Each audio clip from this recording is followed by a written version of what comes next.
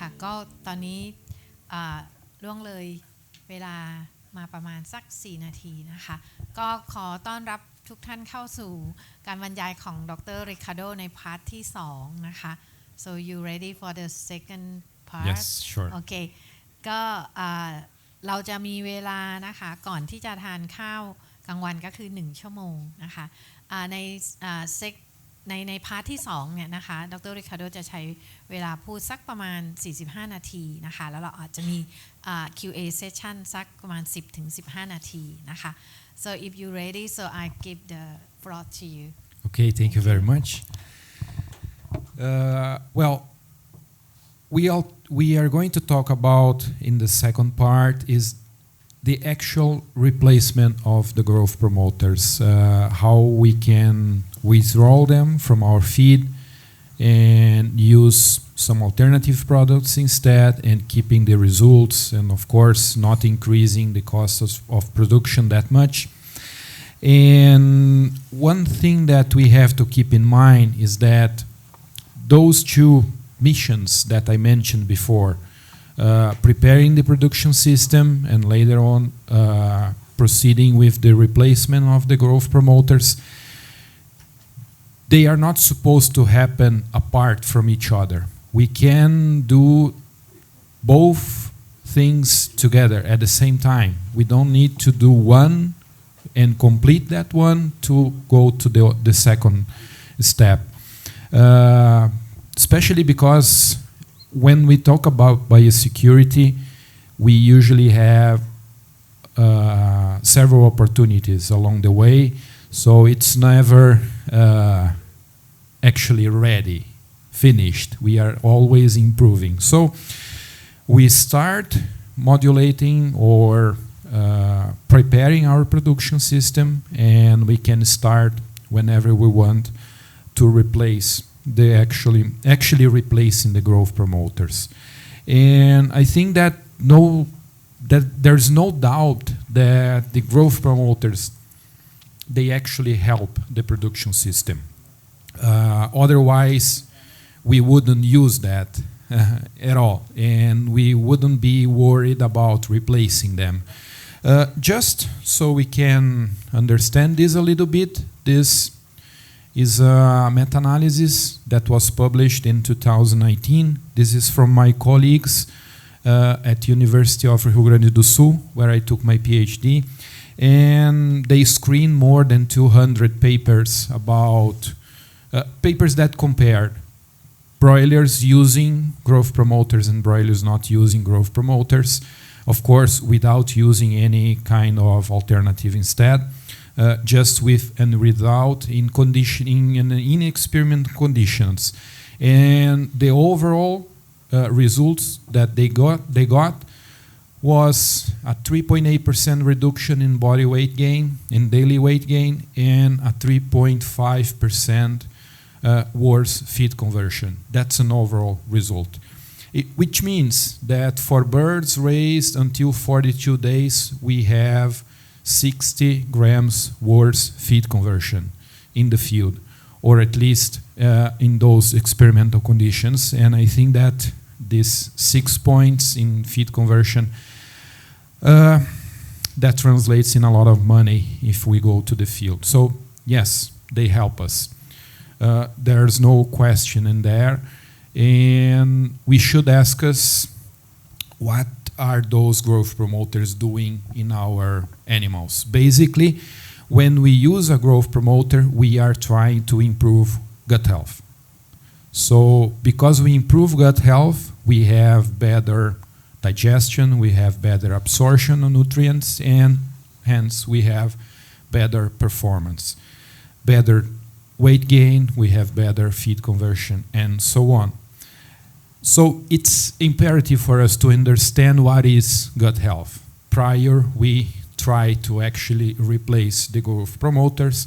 And here is a concept from Professor Kogut. And he published this, and I acknowledge that several times we are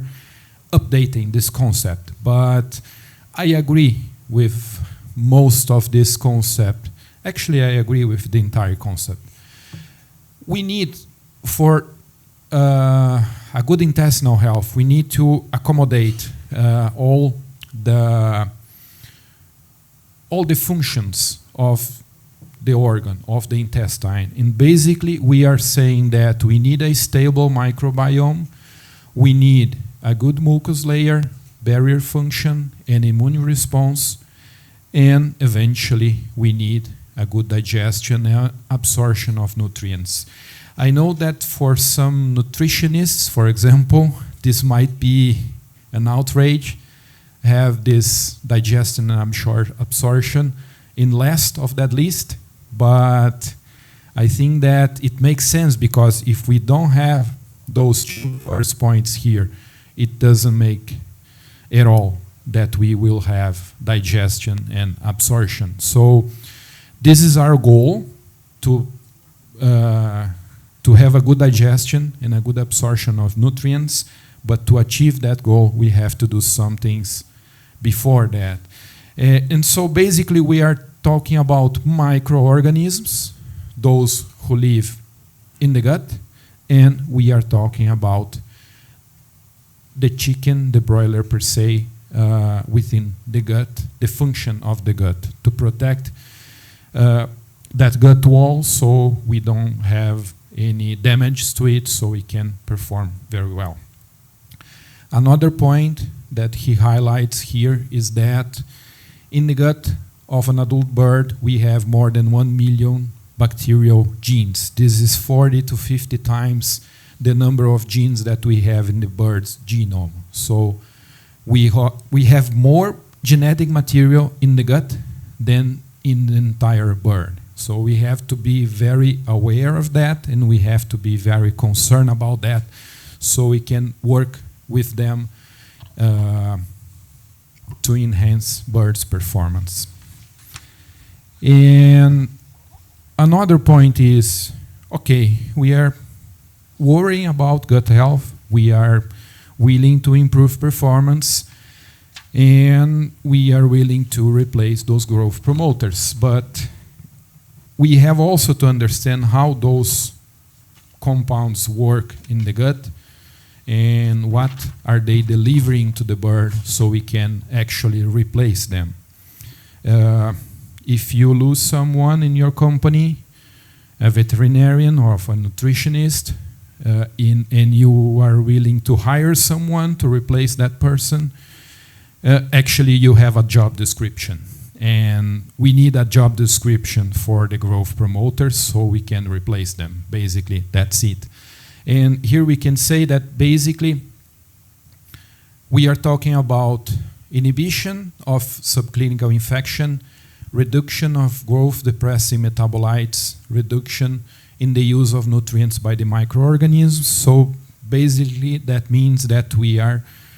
those compounds, they are suppressing bacteria in the gut. Hence, we have less metabolites that depress the growth, and we have less nutrients that are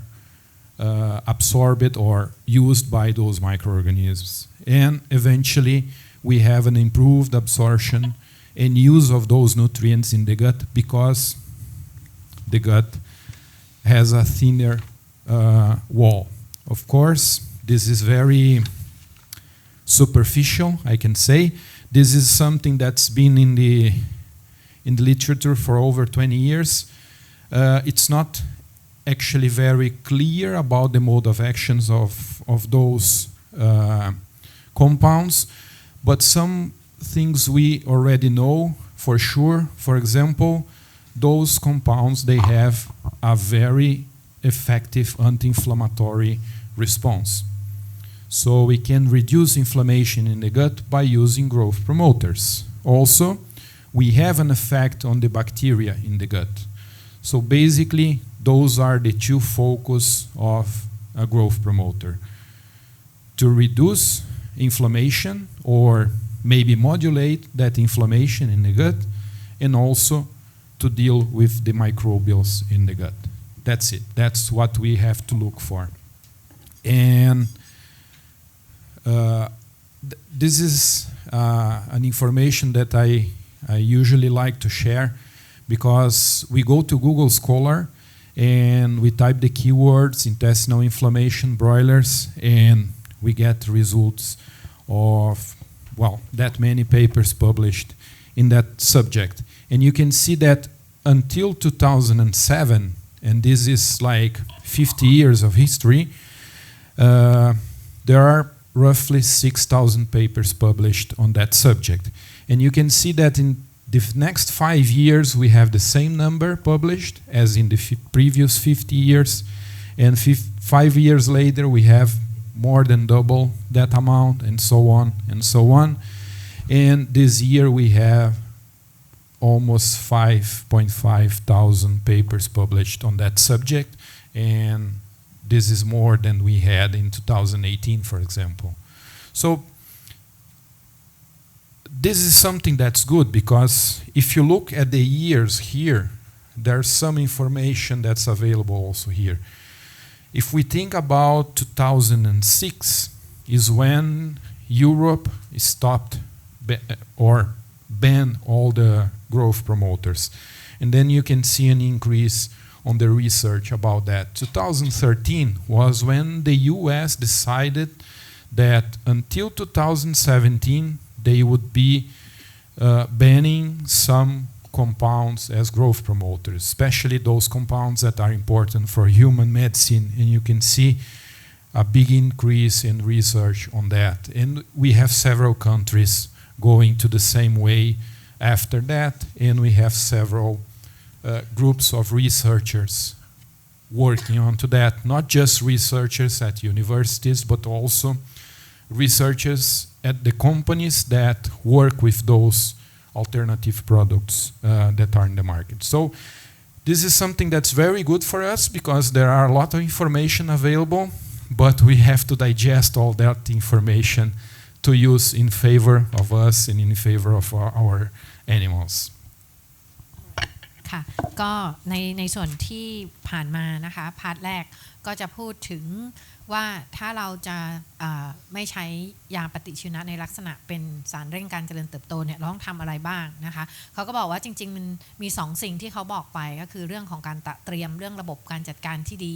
รวมทั้งการหาวิธีในเรื่องของการที่จะทดแทนทั้ง2สิ่งนี้สามารถที่จะทำควบคู่กันไปได้นะคะในพาร์ทที่2เนี่ยก็จะพูดถึงเรื่องของการหาตัวมาทดแทนยาปฏิชีวนะนะคะซึ่งก็อาจจะเป็นพวกกลุ่มของสารเสริมนี้ในสไลด์อันแรกเนี่ยเขาบอกว่าเขาชี้เห็นถึงงานวิจัยที่เขาทำลักษณะของ Meta Analysis นะคะก็คือดูว่าในงานวิจัยที่มีการทำการทดลองระหว่างการเลี้ยงนะคะไก่โดยที่เราใช้ยากับการที่เราไม่ใช้ยาปฏิชีวนะในลักษณะเป็นสารเร่งการเจริญเติบโตเนี่ยมันมีผลอะไรที่เกิดขึ้นซึ่งเขาก็พอยให้เห็นว่า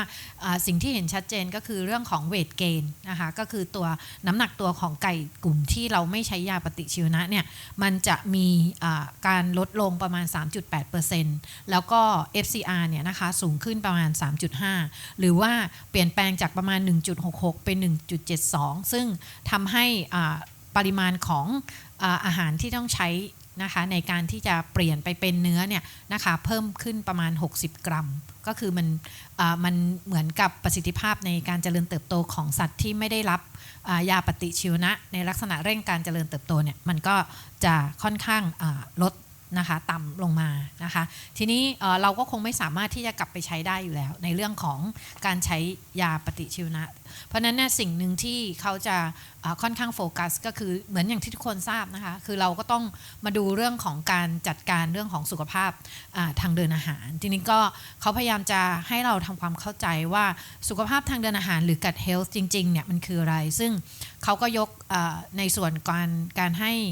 ความหมายของดร.โคคุดซึ่งแกก็เป็นปรมาจารย์ที่มีชื่อเสียงนะคะในเรื่องของทางเดินอาหารนะคะบอกว่าจริงๆเนี่ยการทำให้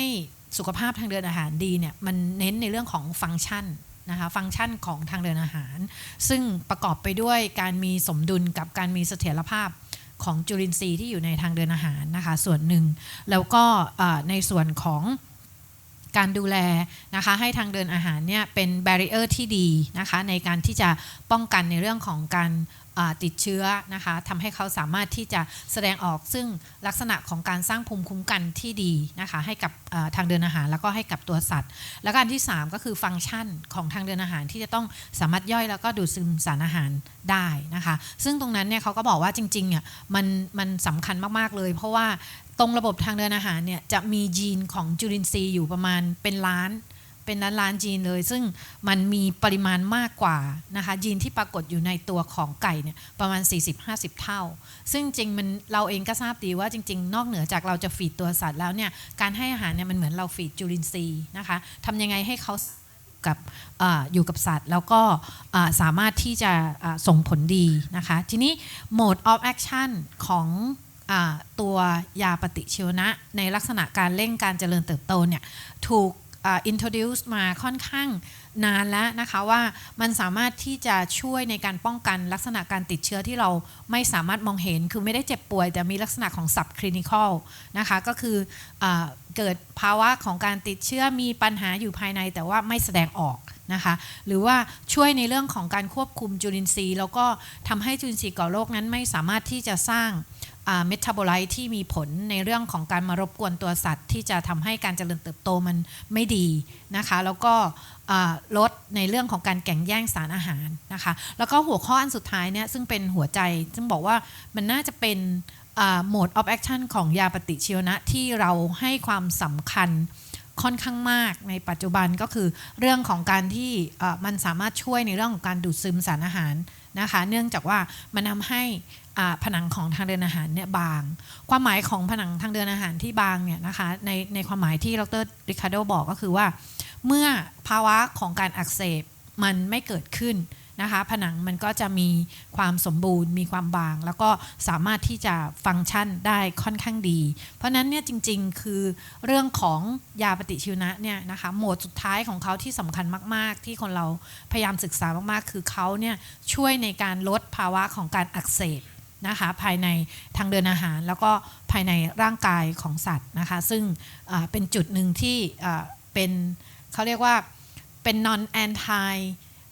microbial effect คือมันไม่ได้มีผลโดยตรงกับจุลินทรีย์แต่มันมีผลโดยตรงกับตัวสัตว์เพราะว่าไอ้3อันแรกมันจะไปมีผลโดยตรงกับจุลินทรีย์แต่ข้อสุดท้ายเนี่ยคือมันมีผลโดยตรงกับตัวสัตว์ซึ่งอันเนี้ยก็จะเห็นได้ว่ามันจะมี additive หลายๆตัวที่พยายามมาโฟกัสในเรื่องของการลด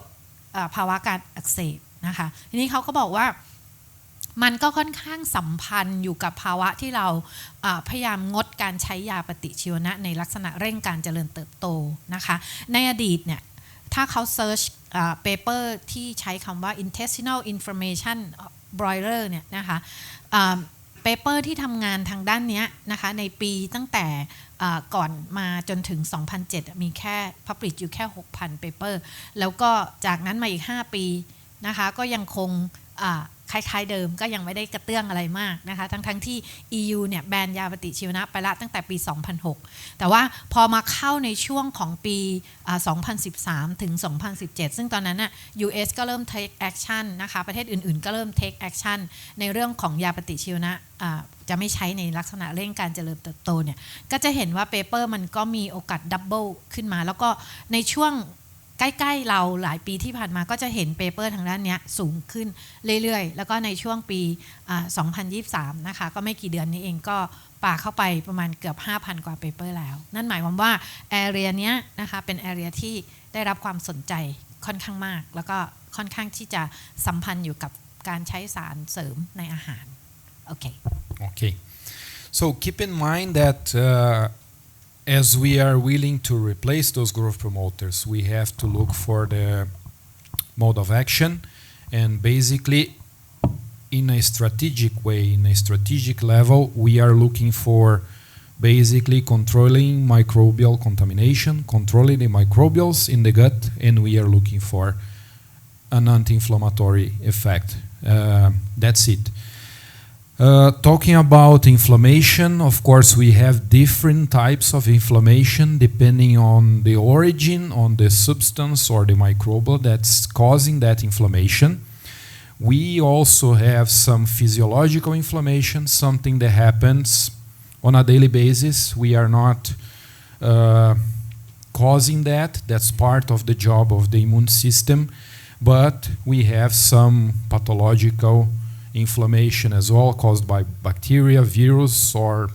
maybe they're toxins, like the toxins from Clostridium perfringens or mycotoxins. We have some metabolic or sterile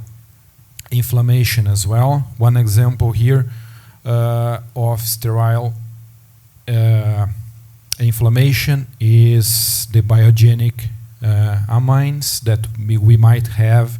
with animal protein sources, maybe, depending on the conservation of those raw materials. And of course, we don't want to suppress that immune response. We don't like that. We don't want that. But we have to reduce that response, because regardless of the type of the inflammation, we are consuming energy from the animal, amino acids from the animal. So basically, if we have an over response on inflammation, an over-inflammatory response, basically we are spending much more energy than it should be necessary. And because of that, we are running the risk of reducing performance of those animals. So we might be willing to reduce that inflammatory response. Another point is regarding the microbials in the gut, and here I have 2 points that I need to split that up in 2 points. One is the entire microbiota of the gut. We have a chance to help in the maturation and somehow manipulate that microbiota, but at some point we have to also control some pathogens in the gut. So those are the 2 points that I am going to discuss right now. This is a good work that was published in 2022, last year, where we see there is an overlap between the breeder and its progeny microbiota in chickens. So what they did here basically was to collect the eggs from the breeders, take to the hatchery, hatch those eggs, take to the old chicks, put in some other farm, and when they collected the eggs, they also collected feces from those hens. And later on, they collected at 2 days, 7 and 14 days of age of the broilers. They collected feces from those animals. They ran microbiota analysis, and they compared those population. And they see that at day 2 of age, they have 15% similarity. At day 7, 25, and day 14, 30% similarity. Of course, that's not that much of a similarity from a molecular biology standpoint, but if we consider that those animals are really, really apart from each other, there's no feasible way of having this contamination between them. This 30% is very significant. So this tells us that we have a chance of improving or not improving gut health through the microbiota in the broilers by doing something with the breeders. And for the breeders, the same with the grandparents. Another point is we have a chance to manipulate that microbiota. This is another paper that was published in 2017 where they had a control group without any kind of additive, feed additive, antibiotics or alternatives, one group with antibiotics as growth promoters, and another group with a probiotic. And they calculated the maturity index for the gut microbiota, and in the control group, they managed to see that at 30 days of age, that's where that microbiota reaches the full maturity in the gut. With antibiotics, they only reach that at 42 days, which means by the time they are going to slaughter. With probiotics, we managed to reach that at 15 days, so half the time needed in the control group. Now, here there's something that's really interesting, because we don't see difference in performance between this group and this group in that paper. So one can say that it doesn't matter about the microbiota because I'm getting good results. The thing is, and I told you that before, we have to think strategically here. So whenever we are using antibiotics, this is expected. We are suppressing the microbials in the gut. That's expected. That's how antibiotics work. But whenever we are not using them anymore, so we have to modulate the microbiota to favor us. And we are not able to suppress the pathogenic bacteria along with the good bacteria without the help of the good bacteria. So we need to enhance, to improve the gut microbiota when we are not using antibiotics, so we can fight the infection, fight the bad bugs here.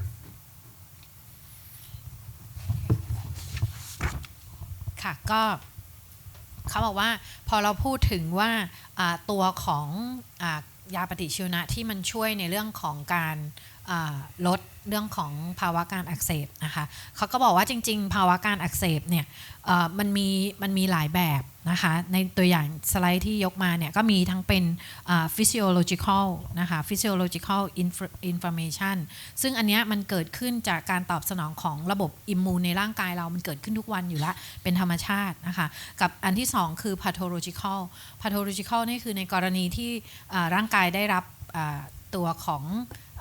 เชื้อโรคแล้วก็เขาสร้างตัวของสารพิษหรือว่าเราได้รับสารพิษจากเชื้อราก็คือกลุ่มไมโครท็อกซินอันที่3คือเมตาบอลิกซึ่งอันนี้จะเกี่ยวกับนิวทริชั่นมากๆเลยเวลาเราโอเวอร์ฟีดดิ้งคาร์โบไฮเดรตบางประเภทนะคะหรือเราให้แฟตที่มากเกินหรือว่าให้แฟตคุณภาพต่ำอย่างเช่นแฟตที่เกิดภาวะการออกซิเดชันมาแล้วนะคะแล้วก็เข้าไปทำให้เกิดลักษณะของการออกซิเดชันในร่างกายก็ทำให้เซลล์เสียสภาพแบบนี้นะคะพวกนี้มีผลหมดเลยนะคะหรือว่าเมตาโบไลต์ที่เกิดจากกระบวนการเคปไซเคิลนะคะก็มีสิทธิ์ที่จะก่อให้เกิดภาวะของการอักเสบได้นะคะกับอันสุดท้ายสเตอริลก็คือตัวของการที่ร่างกายพยายามรักษาภาวะสมดุลในร่างกายนะคะก็จะทำให้เกิดลักษณะของตัวอินฟลาเมชันที่เกิดจากสารที่เราบอกว่ามันเป็น non infectious origin อย่างเช่นตัว ATP ที่เราสร้างขึ้นหรือ RNA ที่เกิดกระบวนการในการที่สังเคราะห์ขึ้นในเซลล์พวกนี้มีโอกาสนะคะที่จะก่อให้เกิดภาวะของการเสียสภาพของทิชชูได้ทั้งสิ้นซึ่งทั้งหมดทั้งมวลนะคะเขาบอกว่าภาวะของอินฟลาเมชันไม่ว่าจะเกิดในรูปแบบใดใน4รูปแบบนี้มันจะนำมาซึ่งผลต่อร่างกายเหมือนกันก็คือใช้ energy นะคะสูญเสีย energy ไปในการต่อสู้กับภาวะของการอักเสบเนี้ยแล้วก็ทำให้ภาวะการเจริญเติบโตเนี้ยมันถดถอยนะคะเพราะนั้นในเรื่องของความที่เราจะงดใช้ยาปฏิชีวนะนะคะเราก็จะมีความจำเป็นที่จะต้องทำใน2 สิ่งนะคะด้วยกันในการที่จะช่วยในเรื่องของการทำให้ตัวทางเดินอาหารเนี่ยมันสุขภาพดีนั่นคือการทำงานกับจุลินทรีย์ที่อาศัยอยู่นะคะในส่วนของทางเดินอาหารซึ่ง2 สิ่งที่เขาเน้นนะคะก็อันดับแรกเลยคือทำยังไงให้จุลินทรีย์นั้นเข้าสู่ maturation คำว่า maturation ก็คือว่าเข้าสู่สมดุลของภาวะจุลินทรีย์ที่สมควรและพึงจะมีทั้งชนิดแล้วก็ปริมาณนะคะอยู่ในทางเดินอาหารที่สมบูรณ์นะคะซึ่งโดยธรรมชาติแล้วเนี่ยถ้าเป็นไก่กลุ่มที่เราไม่ได้ใช้ยาปฏิชีวนะเนี่ยเขาจะใช้เวลาประมาณสัก30 วันที่จะเข้าสู่ maturity นะคะแล้วก็ถ้าเป็นกลุ่มที่ใช้ยาปฏิชีวนะก็จะพบว่าใช้เวลาถึง40 วันซึ่งใกล้กับช่วงที่จะปลดออกสู่ตลาดพอดีนะแต่ถ้าใช้โปรไบโอติกสามารถที่จะทำให้ maturity เนี้ยเข้าสู่ จุดที่มันสมดุลได้ภายในระยะเวลาแค่ไม่เกิน14วันหรือ15วันก็คือ2สัปดาห์ซึ่งค่อนข้างเร็วทีนี้ความสำคัญมันคืออะไรเขาบอกว่าถ้าเราดูข้อมูลจากข้างบนที่เขาบอกเนี่ยจริงๆพ่อแม่พันธุ์กับลูกเนี่ยนะคะมันมีความสัมพันธ์กันในเรื่องของลักษณะของเขาเรียกว่าจุลินทรีย์ที่ปรากฏในทางเดินอาหารเขาบอกว่าข้อมูลที่เขาพบเนี่ยนะคะก็คือว่าถ้าเราเอาลูกนะคะจากพ่อแม่พันธุ์กลุ่มไหนมาเลี้ยงจะพบว่ามันจะมีระยะเวลาที่ใช้ในการพัฒนาจุลินทรีย์ในทางเดินอาหารของลูกเนี่ยเพื่อที่จะให้มีความคล้ายคลึงหรือใกล้เคียงกับตัวพ่อแม่เนี่ยใช้ระยะเวลาประมาณ14วันจะมีความคล้ายคลึงกันประมาณ 30% นั่นหมายความว่าหน้าต่างของ14วันเนี้ยจะเป็นช่วงพรามไทม์ที่ถ้าเราจะมีการ manipulate หรือ modify ตัวของจุลินทรีย์ให้เกิดลักษณะที่มันจะ flavor ไปในทิศทางที่เป็นผลดีกับตัวของสัตว์เนี่ยนะคะก็จะเป็นช่วงที่เราสามารถทำได้เพราะมันเป็นช่วงที่มันมีการพัฒนานะคะซึ่งสิ่งที่ทำได้เนี่ยเขาก็บอกว่ามันไอ้ 30% ที่มัน carry on มาจากตัวพ่อแม่เนี่ยมันอาจจะทำให้เป็นผลดีต่อตัวลูกก็ได้หรือไม่เป็นผลดีกับตัวลูกก็ได้เพราะว่ามันเป็นสิ่งที่เกิดขึ้นในฝูงของพ่อแม่พันธุ์เพราะนั้นไอ้หน้าต่าง14วันเนี่ยก็อาจจะเหมาะเจาะพอดีกับว่าถ้าเราอยากจะสร้างสมดุล maturity นะคะเราสามารถที่จะทำได้เร็วขึ้นด้วยการให้นะคะ probiotic กับอีกอันนึงที่เขาว่าต้องทำก็คือเรื่องของการ control pathogen เพราะว่าการให้AGP เนี่ยมันเหมือนกับว่าเราฆ่าจุลินทรีย์ทั้งดีทั้งไม่ดีแต่ว่าถ้าเรา modify เนี่ยเราสามารถที่จะโปรโมทจุลินทรีย์ที่ดีแล้วก็กดจุลินทรีย์ก่อโรคเอาไว้นั้นการ modify เนี่ยมันไม่ได้ฆ่าทั้งหมดเหมือนกับยาปฏิชีวนะมันก็เลยอาจจะทำให้ maturity ของจุลินทรีย์เนี่ยมันเกิดได้ค่อนข้างดีมากกว่านะคะที่เราจะไปใช้ยาค่ะโอเค Okay, thank you. Well, following this rationale about good microbiota, this is an interesting paper that was published with swine. I didn't find any other with poultry that I would like to see, but the concept is valid. They took some animals and divided into two groups, with and without antibiotics, growth promoters, actually lincomycin at 100 ppm. And at the end of the trial, they took samples of feces and they measured the microbiota. And they could see that the diversity is higher in those animals that didn't receive the antibiotics. Also, the abundance is higher in those animals without antibiotics. Well, that's expected, as I told you before. We would expect to have more microbials in the gut if we are not using antibiotics. The interesting result here is that they selected 4 groups of microorganisms that in previous works they saw those microorganisms were positively correlated with good performance and with healthy animals. And what they saw was in those animals receiving antibiotics, those groups were suppressed. They were more prevalent in those animals without antibiotics. The same happened, or the opposite happened, with those microbials that are considered pathogenic or that are related with diseased animals. Those animals receiving antibiotics, they had more abundance of those microorganisms than those animals that didn't receive antibiotics. Again, if they keep receiving antibiotics, it doesn't matter. It doesn't make a difference because antibiotics still there. They are still suppressing the microorganisms. We don't see much of a problem with those pathogenic bacteria. However, if we think about treatment, for example, where we use an antibiotic for 7 days, 5 days, maybe 10 days, after we stop using those antimicrobials, probably we see this kind of behavior of the microbiota in the gut, which means by treating an animal that's with a respiratory disease, maybe we are predisposing these animals to have in the future an enteric disease. Does it mean that we shouldn't treat those animals? No, that's not what I'm saying. What I'm saying is that we have to keep this in mind so we can fight this by, well, establishing a strategy to control those microorganisms after we finish the treatment. So this is something that we also have to include when we are designing an AGP-free program or an antibiotic-free program. And of course, eventually we have to face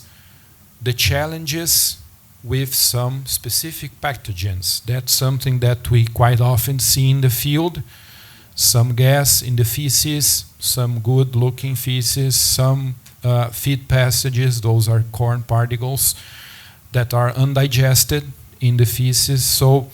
this is something that impacts development. That's something that impacts performance of those animals. And whenever we see that in the field, of course, this is something that we don't like to see in the field. But whenever we see that, we have to fight that because we are facing maybe not an infection with a specific bacteria, but probably at least a dysbiosis, something like that. And the same goes with the intestinal lesions. We usually like to see something like this, a good intestinal wall, no lesions, no gas, but quite often we go to the field and we see some lesions or even gas on the small intestine where we shouldn't see this kind of alteration. This is quite often caused by Clostridium. Maybe we are not seeing necrotic enteritis per se, but we are seeing that some animals are not performing that good, and we see this kind of situation on the gut. So that's something that we have to be prepared to fight, or better, we have to prevent that to happen. So besides working on inflammation, besides working on improving the gut microbiota, we have to fight also pathogenic bacteria. Depending on the time, on the age of the animals, depending on the type of on the position of the production chain, whether if it's breeders or if it's broilers, we have different challenges. Maybe it's with gram-positive bacteria, maybe it's with gram-negative bacteria. So we have to be prepared to fight that as well. ค่ะก็ตัวอย่างนะคะที่เขายกที่สัมพันธ์อยู่กับเรื่องของdiversity ของแบคทีเรียที่อยู่ในสัตว์ที่ได้รับยาปฏิชีวนะนะคะก็เป็นงานวิจัยที่ทำในหมูนะคะเปรียบเทียบการที่หมู2กลุ่มนะคะที่ได้รับยากับไม่ได้รับยาตัวลินโคไมซินนะคะก็พบว่า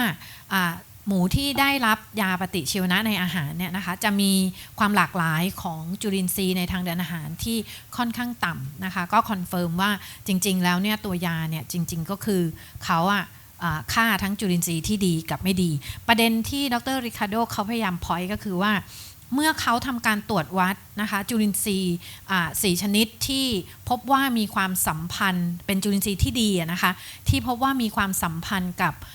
การเจริญเติบโตที่ดีหรือการให้ผลผลิตที่ดีของตัวหมูเนี่ยก็พบว่ามันถูกทำให้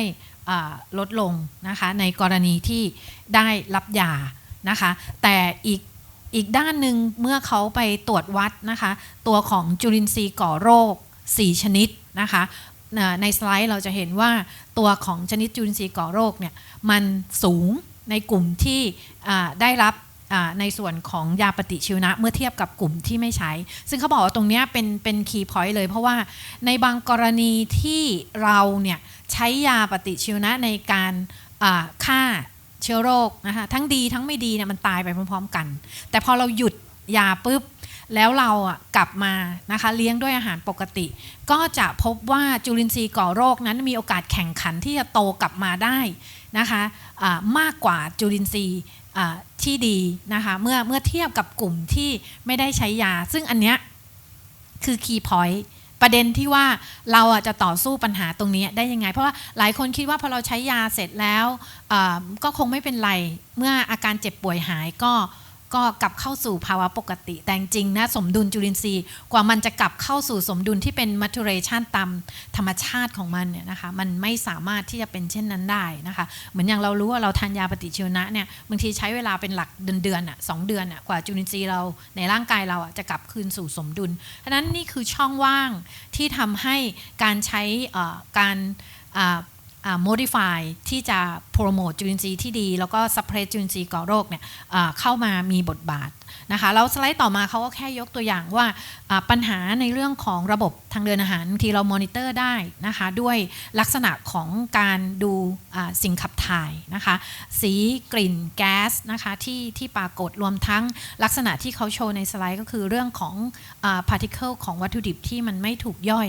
นะคะบางทีมันอาจจะไม่ได้เห็นชัดเจนแต่ถ้าเอาไปล้างด้วยน้ำหรือว่ามาดูเราจะเห็นว่า particle size ของข้าวโพดเนี่ยนะคะในไก่ที่ทางเดินอาหารไม่ดีเนี่ยเขาก็ยังคงเป็น particle ที่มีขนาดใหญ่แล้วก็ไม่ได้ถูกใช้ประโยชน์ได้อย่างเต็มที่นะคะแล้วก็มาถึงในสไลด์เนี้ยก็จะเห็นได้ว่า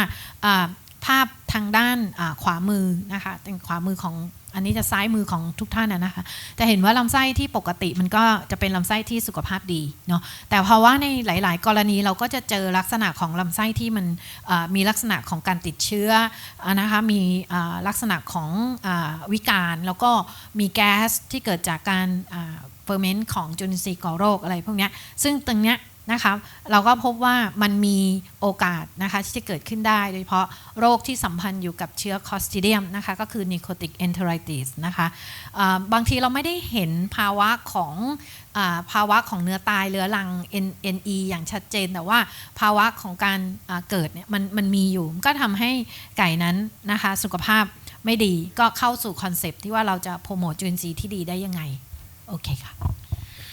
Well, now that we are really aware about what are the mode of actions of growth promoters, what do we need to fight, and well, then I think we are good to go to choose the products for our program. So let's go shopping. What products should we use? What type of products? What group of products?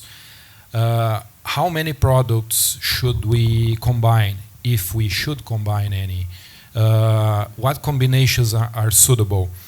Those are very common questions that I faced while I was working with this kind of situation to build AGP-free programs,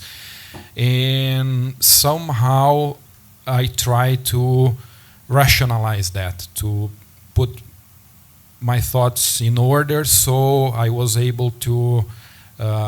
explain someone that's not a veterinarian why we should buy this product instead of that one, because that one was cheaper than this one. But essentially it wasn't going to work in our conditions. So I developed this matrix here. Basically I divided the products into the main 4 categories of product. Keep in mind that this is not a rule, this is just a general concept. And of course, within the same group, we have several different types of products that might work differently, but this is the beginning of the road, so we can, as I said, rationalize that. Basically, what I'm saying is that products in each of those groups here, they have some effects on the animal, some effects on the intestinal level. So maybe over the microbiota, over the epithelium, immune response, maybe some antimicrobial effect, some antioxidant or anti-inflammatory effect, maybe just an effect on the digestion of the nutrients in the gut. And first thing that pop-ups here is that, well, with growth promoters, basically we have everything. We have all those effects with the growth promoters. And when we look at the categories, at the groups of products here, we see that none of them can check all of those effects, which means we need to combine products to be effective. So it's not that we are going to use some kind of phytogenics and it is going to solve all our problems. That the same goes with the organic acids, the pre, or postbiotics, some kind of enzymes. We have to combine them. And in order to combine them, we have to understand a little bit better about each of the products and, of course, about our challenges. And this is something that's very important. Although the effects can replicate, for example, phytogenics and organic acids have some kind of effect on epithelium, same goes with probiotics. The mode of action, the way that they deliver that effect is different. And this is also important because depending on the mode of action, we are going to need this or that product, this or that mode of action. And I think this is going to be a little bit clearer here. I took some products that are available in the market. Actually, I made those products up. But just to clarify that those supposed to be commercial products. Okay? This is one product that's available in the market. It's a product based on organic acids. This one is a phytogenic, probiotic, and so on and so on. Then, starting here, we are able to classify those products and to check this matrix and see what kind of effects we can expect from those products. Then we can see that some of them are a huge effect on the microbiota, some of them has a mild effect, some have none. So this is something that we have to be looking for. On the epithelium, same thing. Immune response, same thing. Antimicrobial effect, here we can add another information. It is good for gram-negative or for gram-positive bacteria, or both maybe. So we keep classifying those products. Whenever we are with this matrix complete, I have 8 products, 8 products. Maybe we can add 15 or more products. It doesn't matter. Once we are ready with this, then we know our challenges, and then I'm aware that, for example, for the first 21 days of the life of a broiler, I need some antimicrobial effect in gram-negative, a little bit on gram-positive bacteria. I need to modulate that microbiota, and maybe I need some effect on the epithelium. So I start choosing the products based on those challenges. And then I can build a good combination of products. Also, if by any reason I'm not able to count with one of those products that I choose and I want to replace it, maybe I don't have available in the market at that time a product with the same effects. So that means that I might have to change the entire combination. But I can manage that because I know the challenges that I have and I know the effects that I can expect from each of the products.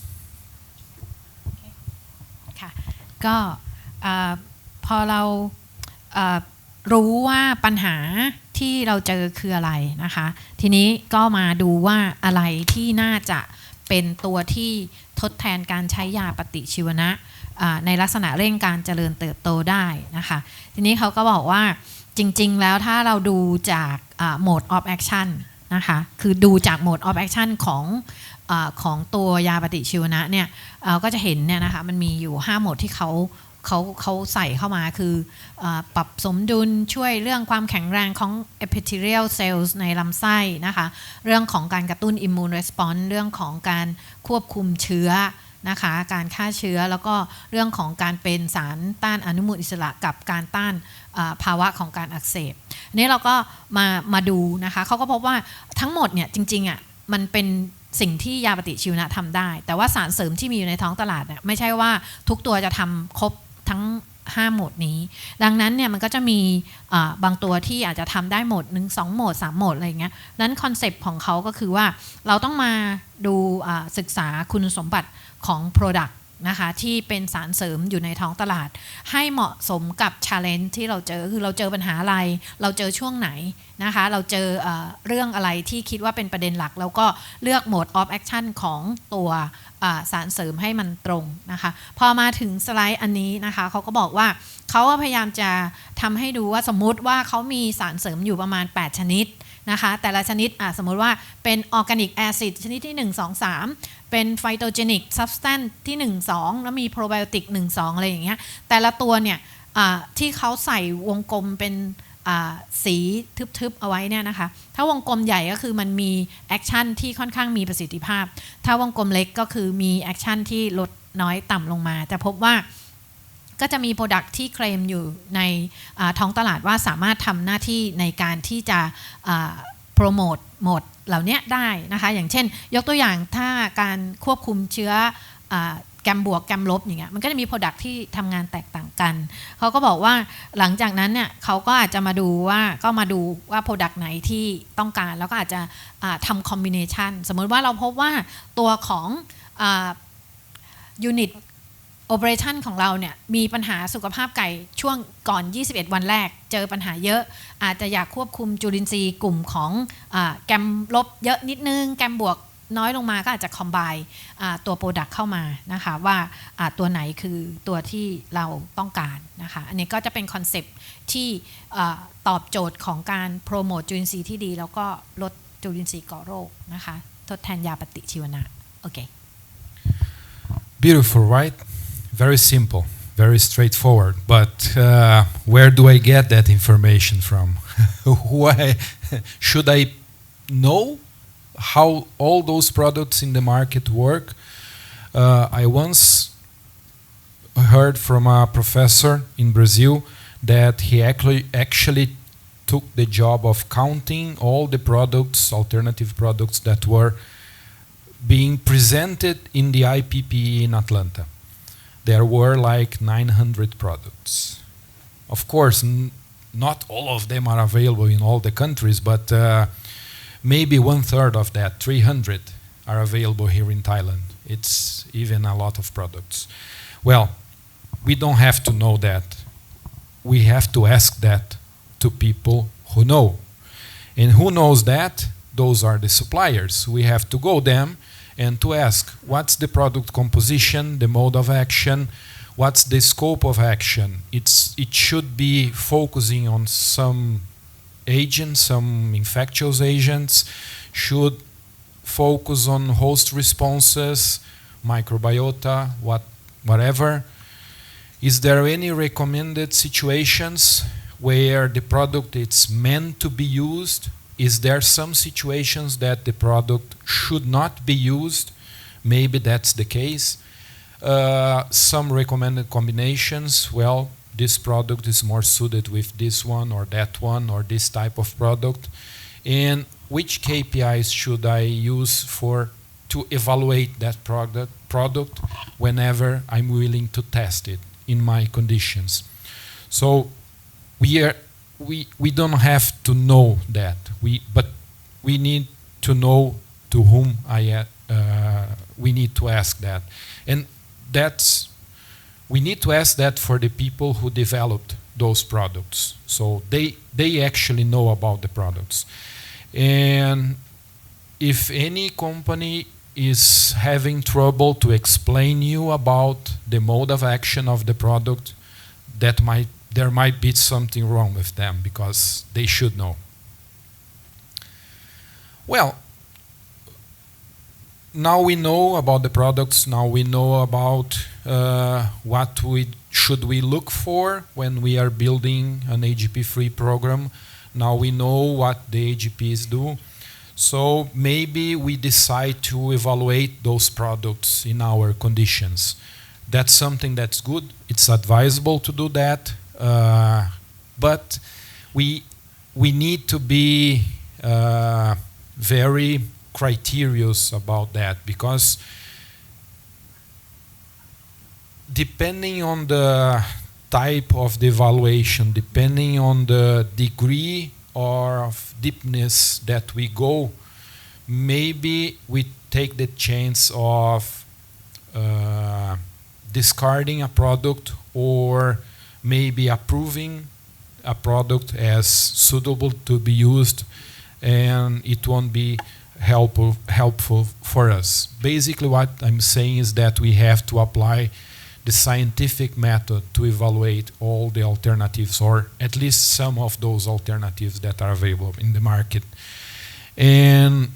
I'm very glad to hear about BRI slogan about, can you say again? I forgot.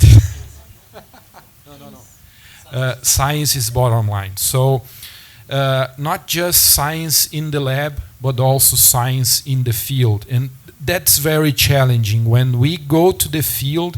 and we try to test a product, because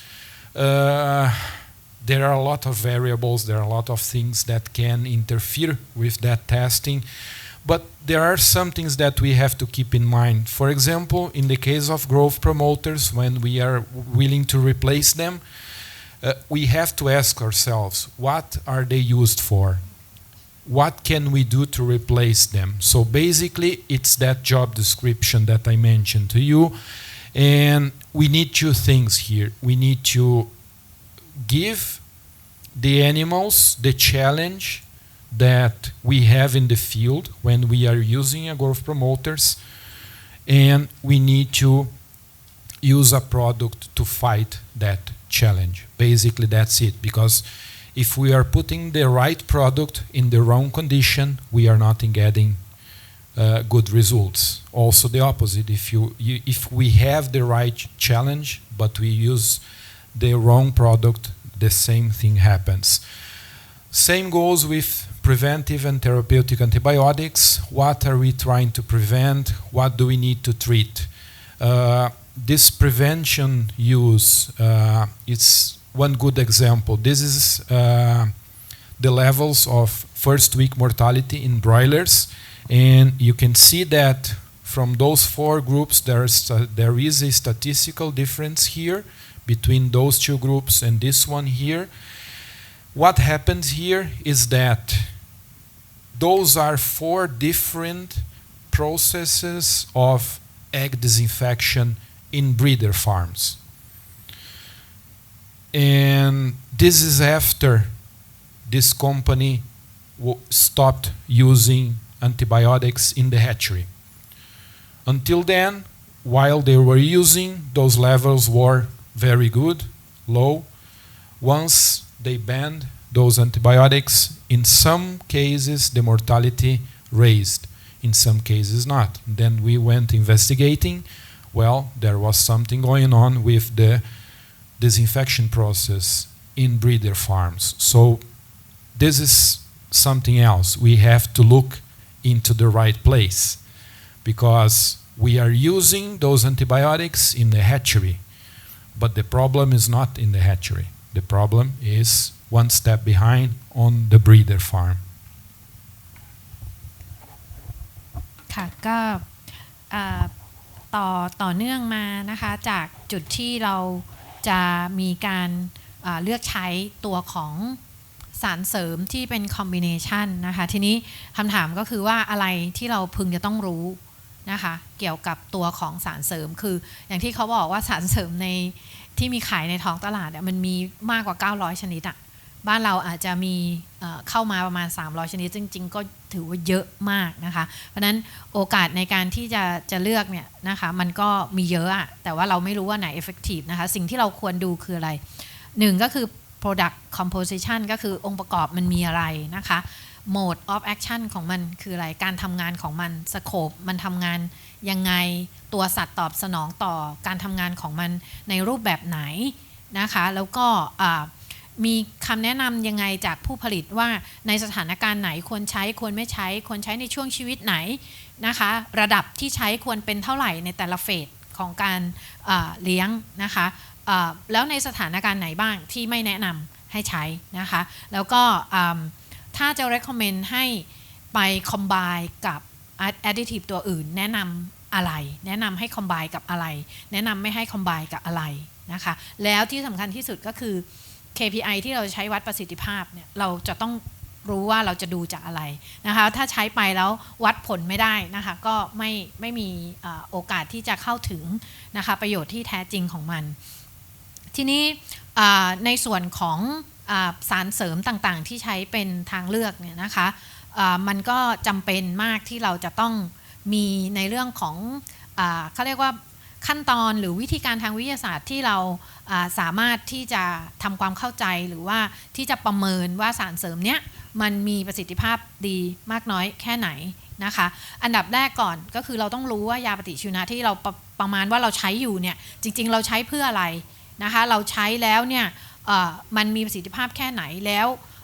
เราเนี่ยนะคะประเมินแล้วว่าเราพอจะหาตัวของ alternative เนี่ยมาทดแทนมันได้หรือเปล่านะคะแล้วไอตัวยาปฏิชีวนะที่เราใช้เนี่ยจริงๆมันช่วยป้องกันอะไรได้บ้างนะคะสามารถที่จะใช้แล้วมีประสิทธิภาพไหมนะคะใช้ป้องกันเนี่ยใช้ยังไงได้ไหมแล้วก็ถ้าจะ treat ภาวะที่เกิดโรคเนี่ยนะคะทำได้ไหมนะคะหลังจากนั้นแล้วถึงจะมาประเมินว่าเราสามารถใช้ alternative นะคะตัวไหนที่จะเอามาทดแทนได้อย่างตัวอย่างที่เขายกตัวอย่างในสไลด์อันนี้นะคะเขาก็คือยกตัวอย่างเขาเหมือนกับว่าเป็น mortality ของตัวไก่เนื้อที่ได้มาจากbreeder farm นะคะที่แตกต่างกัน4ที่นะคะซึ่งอาจจะมี process ของการฆ่าเชื้อที่แตกต่างกันนะคะสิ่งที่เขานำเสนอคือว่าเวลาที่เขาทำการฆ่าเชื้อนะคะหรือมีการใช้ตัวยาเข้าไปเนี่ยหลายๆครั้งจะพบว่ามันอาจจะ positive ก็คือมันมีผลมาช่วยในเรื่องของการลดอัตราการตายของตัวลูกไก่นะคะในช่วงสัปดาห์แรกเนี่ยได้แต่ว่าในบางกรณีมันก็ไม่ได้หลังจากหยุดใช้มันก็เจอปัญหาที่ว่าอัตราการตายของตัวลูกเนี่ยมันสูงขึ้นเพราะนั้นไอลักษณะแบบนี้นะคะมันเป็นสิ่งที่สามารถจะเกิดขึ้นได้ในโอเปอเรชันที่มันมีความแตกต่างกันนะคะเพราะฉะนั้นก็จะเป็นสิ่งที่เราต้องรู้สถานการณ์ก่อนที่จะนำมาซึ่งกลยุทธ์ที่เราจะใช้มาประเมินหรือมาหาตัวที่จะทดแทนการใช้ยาปฏิชีวนะค่ะโอเค Okay, so one additional information about that. Oh, let me try this one first. I forgot to mention. Okay. This is one example of an experiment that we designed to test products that's supposed to replace growth promoters. We focus on Clostridium control. So we designed this experiment and we had two groups here that were our controls, negative and positive controls. So we were able to see that whenever we use something, might be a growth promoter, might be a standard AGP-free program that we had at the time, those are effective on reducing the response of Clostridium challenge. And we have several products that we put there to test, and we see that some of them went really good, but some of them were actually almost worse than doing nothing. So this is also important. We have to design the trial specifically for what we are looking for. If we are willing to test a product to control Salmonella, we have to test against Salmonella. If we are trying a product that's supposed to work against Clostridium, that's what we should be challenging the birds, Clostridium. So, but we need to know what we are looking for, and also we have to know what the product's supposed to help with. ค่ะก็อันนี้ก็ข้างบนก็จะเป็นตัวอย่างนะคะของการมองหา Product นะคะก็คือเขาก็เน้นแหละว่าต้องรู้ก่อนว่าอยากจะ treat ตัวเชื้อแบบไหนและโปรดักต์อันไหนคือโปรดักต์ที่เหมาะสมอย่างนี้เป็นงานวิจัยที่เขาบอกว่าดีไซน์มาเพื่อที่จะทดสอบภาวะของการที่ได้รับเชื้อคลอสตริเดียมนะคะแล้วดูซิว่าแอดดิทีฟตัวไหนที่สามารถที่จะช่วยบรรเทาปัญหานะคะผลก็คือว่ามีแอดดิทีฟบางตัวที่เมื่อให้ไปกับกลุ่มของไก่ที่ได้รับเชื้อคลอสตริเดียมเนี่ยก็สามารถที่จะ โปรโมทหรือว่ากระตุ้นให้มีน้ำหนักตัวได้ดีกว่าโปรดักต์ตัวอื่นนะคะอันนั้นก็คือหลักการก็คือว่าถ้าอยากเทสคอติเดียมก็ต้องวัดให้ชัดเจนหรืออยากเทสซาโมเนลล่าก็ต้องหาโปรดักต์ที่มันเทคแคร์ซาโมเนลล่าคือเอาให้ชัดเจนแล้วก็ให้รู้ปัญหาคืออะไรแล้วก็เลือกโปรดักต์ที่เหมาะสมนะคะอันนี้ก็เป็นปกติละโอเคOkay, and sometimes we heard that it's not possible to try products in the field because there are so many variables, there are so many things that could go wrong, and it's not worth it to test products in the field. Okay, some of that is actually true. There are several variables. It's tricky to test products in the field, but it doesn't mean that's impossible to do that. It is possible, but we have to be aware of those variables and somehow we need to block them. This is another example. This is a product that came to the Brazilian market, and it's supposed to replace antibiotics to treat necrotic enteritis, not to prevent necrotic enteritis, to treat. We have the disease on the animals, and that product, that's an alternative product. It's not a non-antibiotic, but it's supposed to replace those antibiotics for treatment. We said, okay, let's take a look into that. We are not able to replicate necrotic enteritis in experimental farm, but there is a place in Brazil where we have a big challenge on breeders with necrotic enteritis. So we went to that farm. Actually, it was a group of farms. We selected those farms for breeder's age, for genetic line, for several variables that we consider that could influence the test. We blocked those variables and we divided on each of the farms. We took half the barns with an antibiotic that was used at the time, and we know for sure that was very effective, and the other half of the barns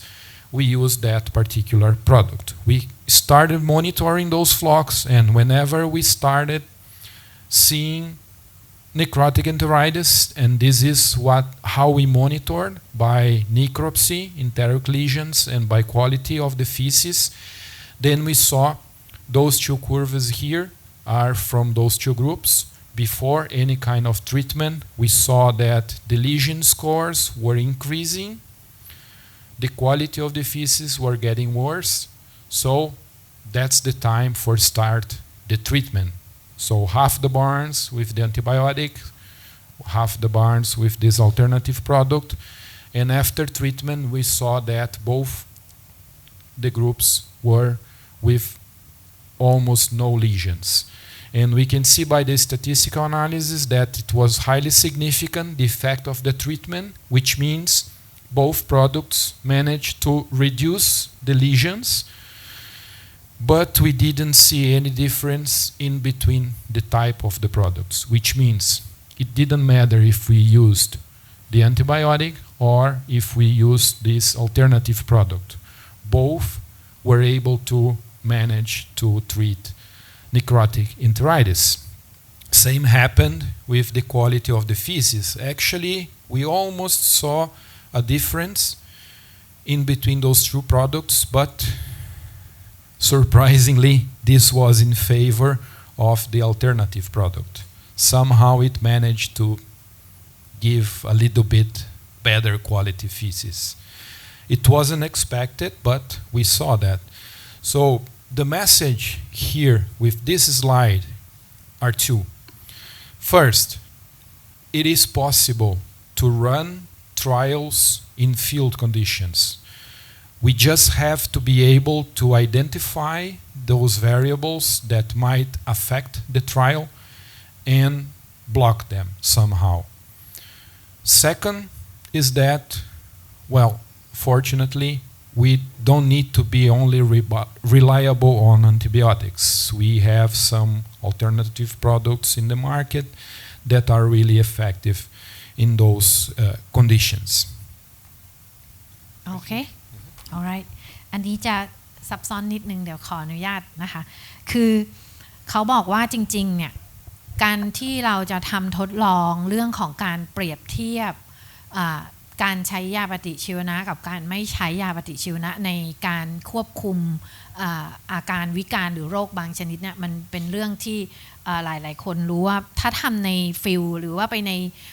โปรดักชันไซต์ที่เลี้ยงไก่เยอะๆเนี่ยจริงมันทำได้ไม่สะดวกแล้วก็ผลเนี่ยหลายๆครั้งเนี่ยมันค่อนข้างที่จะไม่ค่อยน่าเชื่อถือนะคะจริงๆสาเหตุมันเป็นเพราะว่ามันมี variation คือมันมีปัจจัยที่ก่อให้เกิดความผันแปรหรือความแตกต่างเนี่ยเยอะเพราะนั้นคีย์พอยต์ของเขาก็คือว่าถามว่าเราทำงานวิจัยลักษณะแบบเนี้ยเพื่อประเมินประสิทธิภาพของสารเสริมเนี่ยทำได้ไหมคือหนึ่งก็คือทำได้แต่ว่าเราจะต้องรู้ว่าประเด็นของความแตกต่างหรือปัจจัยที่ก่อให้เกิดความแตกต่างเนี่ยมันคืออะไรแล้วเราก็บล็อกมันนะคะอันนี้มันจะเป็นเรื่องของสถิตินิดนึงคือเราต้องจัดกรุ๊ปปิ้งอะไรที่มันต่างเราก็จัดให้เป็นกลุ่มๆนะคะโดยใช้วิธีทางสถิติมาลดความผันแปรที่เกิดขึ้นระหว่างกลุ่มทดลองทำให้ความแม่นยำของตัวสิ่งที่เราทดสอบเนี่ยมันโชว์อิทธิพลของมันได้มากที่สุดนะคะในงานวิจัยอันเนี้ยนะคะเขาทำฟิลทรายที่เป็นลักษณะของbreeder farm ซึ่งเขาเนี่ยพยายามบล็อกด้วยอายุของพ่อแม่พันธุ์นะคะบล็อกด้วยความแตกต่างทางด้านเจเนติกหรือสายพันธุ์นะคะแล้วเขาก็เลือกโลเคชันที่มีภาวะที่เกิดความเสี่ยงต่อการเกิดนิโคติกเอนเทอไรติสที่ค่อนข้างสูงนะคะเพื่อเทสความแตกต่างของประสิทธิภาพการใช้ยาปฏิชีวนะหรือการใช้สารเสริมดูซิว่ามันมีผลให้เกิดลักษณะของ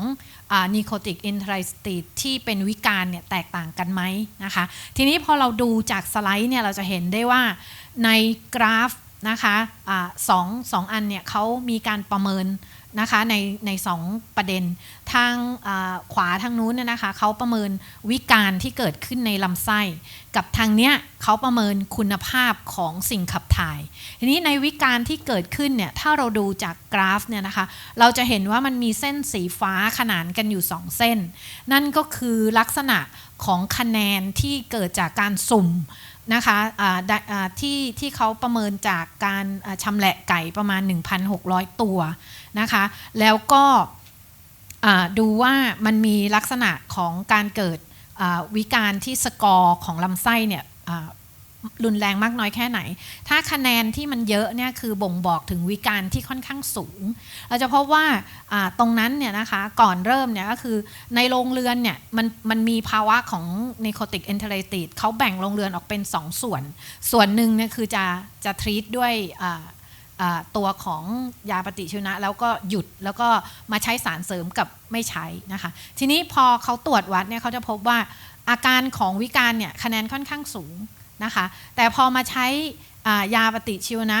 กลุ่มหนึ่งกับกลุ่มหนึ่งเนี่ยใช้สารเสริมก็ปรากฏว่าสกอร์เนี่ยมันขยับไปทางค่อนข้างศูนย์คะแนนนะคะนั่นหมายความว่าทั้งยาปฏิชีวนะแล้วก็ทั้งสารเสริมที่เขาใช้ในการทรีตไก่กลุ่มนี้อย่างละครึ่งโรงเรือนเนี่ยมีประสิทธิภาพในการลดวิการของนิโคติกเอนเทอไรติสที่เท่าเทียมกันนะคะพอมาดูเหมือนกันเลยในเรื่องของคุณภาพของสิ่งขับถ่ายนะคะก็ตอบสนองไปในทิศทางเดียวกันคือกลุ่มของไก่ที่มีปัญหาเนี่ยก็จะเจอว่าคุณภาพลิตเตอร์สกอร์เนี่ยมันจะสูงนั่นคือมันแฉะมันเปียกมันชื้นมัน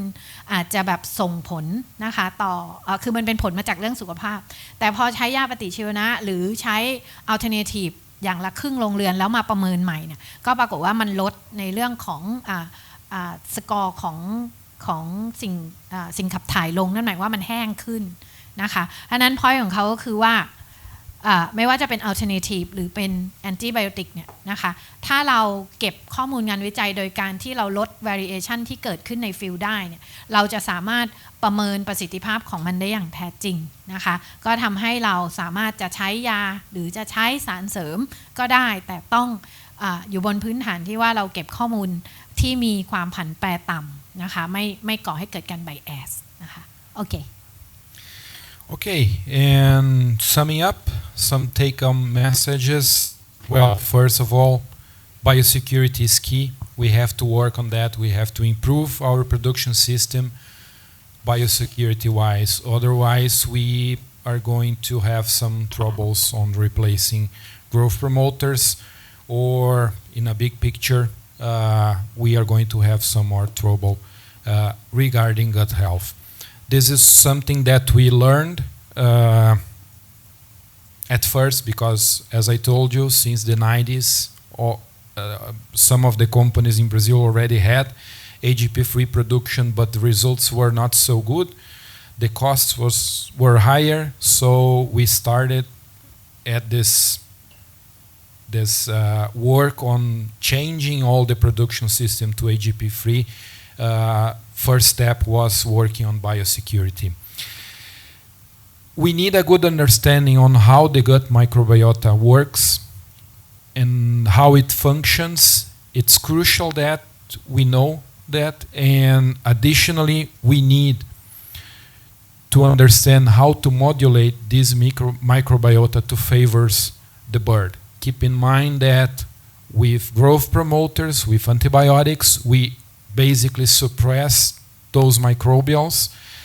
and once we ban those antibiotics, we need to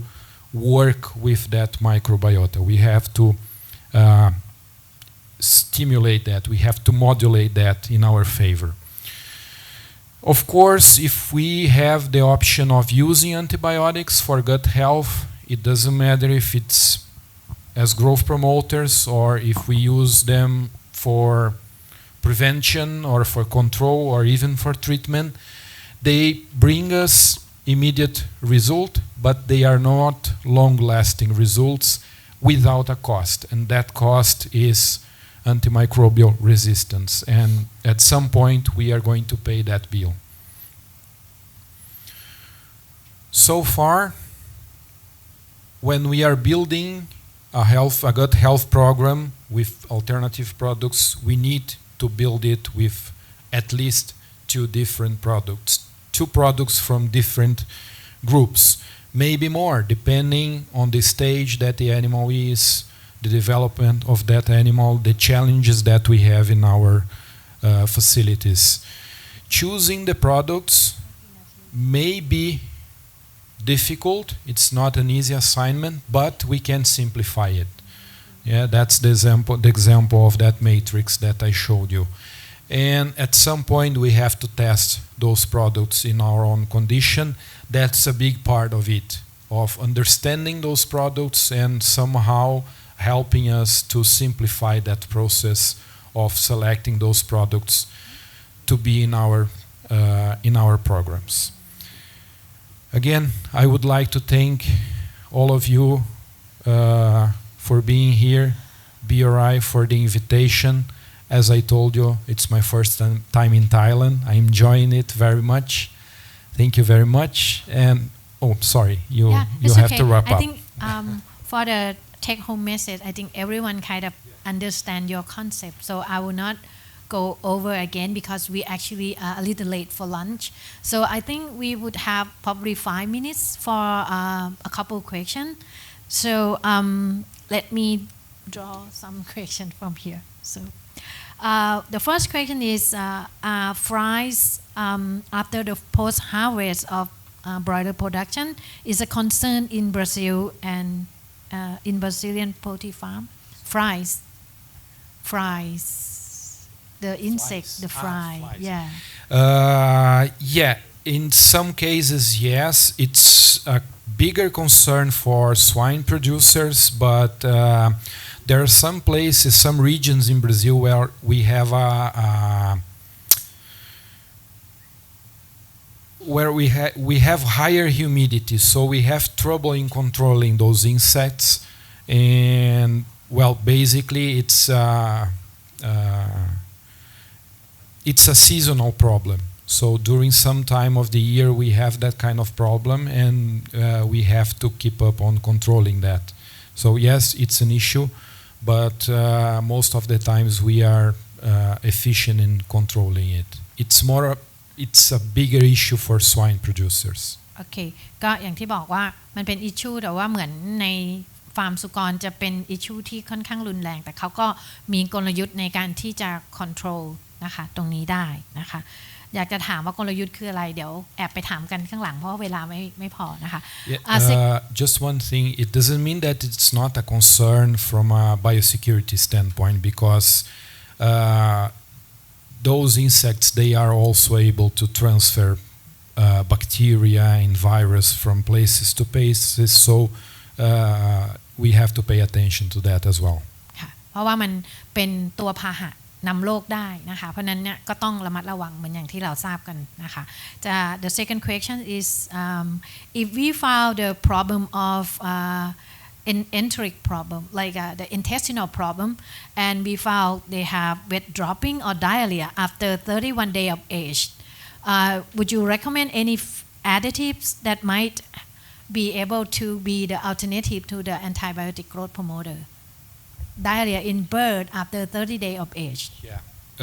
yes I would think about something like that but considering the age of the bird and well probably they are using something in the feed and probably it's not working that well. I would consider something via drinking water. Adding to the drinking water? Yeah, adding to the drinking water because that's an immediate action that you can take. And of course you have to understand what challenge you are facing so you can choose accordingly the product to be used in that case. Okay. But it's possible to use something, especially if you are facing some kind of dysbiosis. That's not a specific infection. Okay. Okay, so if it's a dysbiosis, maybe you can be more effective in controlling it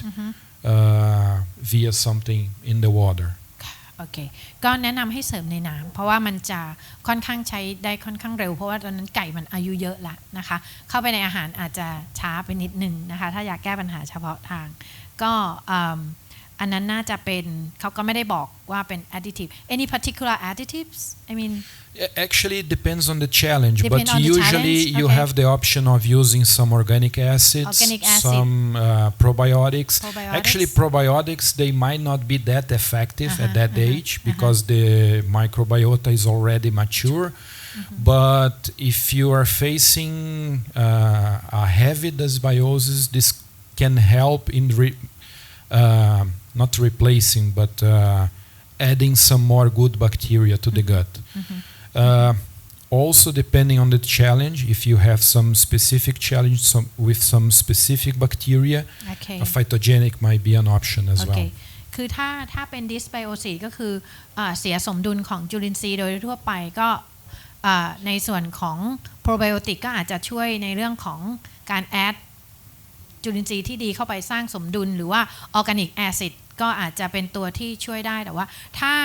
ประเมินแล้วว่ามันเป็นเชื้อโรคที่แบบจำเพาะเจาะจงนะคะแล้วรู้ว่าเป็นอะไรตัวของไฟโตจินิกก็คือเป็นสารสกัดจากธรรมชาติจากพืชนะคะก็อาจจะทาร์เก็ตได้ค่อนข้างแม่นยำนะคะมากกว่าเพราะว่าโปรไบโอติกก็อาจจะช้าไปนิดนึงอะไรอย่างเงี้ยนะคะ some of the question I think it takes so long time maybe you can catch up with him later on okay is there any alternative to antibiotics that's very effective to control salmonella and others kind of pathogenic bacteria according to your experience would you recommend for example bacteriophage organic acidifiers probiotics is there any particular kind of alternative that you prefer based on your experience? Yeah, the problem with salmonella, at least in the Brazilian reality, is that it's a positive negative thing. It doesn't matter if you have a lot of salmonella or just a few. If it's positive, then you are in trouble because that's how the legislation works in Brazil. So all the efforts that we put in the field into controlling salmonella should be to eradicate that salmonella from the animals. And from my knowledge, there is no feed additive that's efficient at that point of eradicating Salmonella from the birds. There are lots of feed additives that are able to reduce the counts of Salmonella in the gut, in the ceca, and this might help on reducing the spread of Salmonella, especially in the slaughterhouse. Okay. But every Salmonella control program should be based on biosecurity and procedures in the field, and any use of feed additives should be together with that Okay. to increase the power of a preventive program for Salmonella. ค่ะก็จริงๆ Salmonella เนี่ยถ้าเจอต้อง eradicate ก็คือต้องจัดการให้สิ้นซากอะเนาะแต่ว่ามันถ้าไม่ใช้ยาเนี่ยมันก็ไม่มีสารเสริมตัวไหนที่จะ eradicate ตัวของ Salmonella ได้ เพราะนั้นสิ่งที่ดีที่สุดก็คือมี biosecurity program ป้องกันนะคะในระดับของproduction site แล้วก็ใช้ตัวสารเสริมที่อาจจะสามารถช่วยลดปริมาณ Salmonella ในทางเดินอาหารนะคะของสัตว์เพื่อลดโอกาสการที่มันจะไปspread ในส่วนของ slaughterhouse ก็คือโรงเชือดนะคะอันนั้นก็คือสิ่งที่น่าจะทำได้ดีที่สุดนะคะ so I think it's about time that we move to lunch. I have just one more comment about that. Sure. The rationale is more or less I think I should be right here. Too close. Social distancing. Yes. Yeah. The thing is, look at some pathogens like Clostridium, Coccidia, E. coli.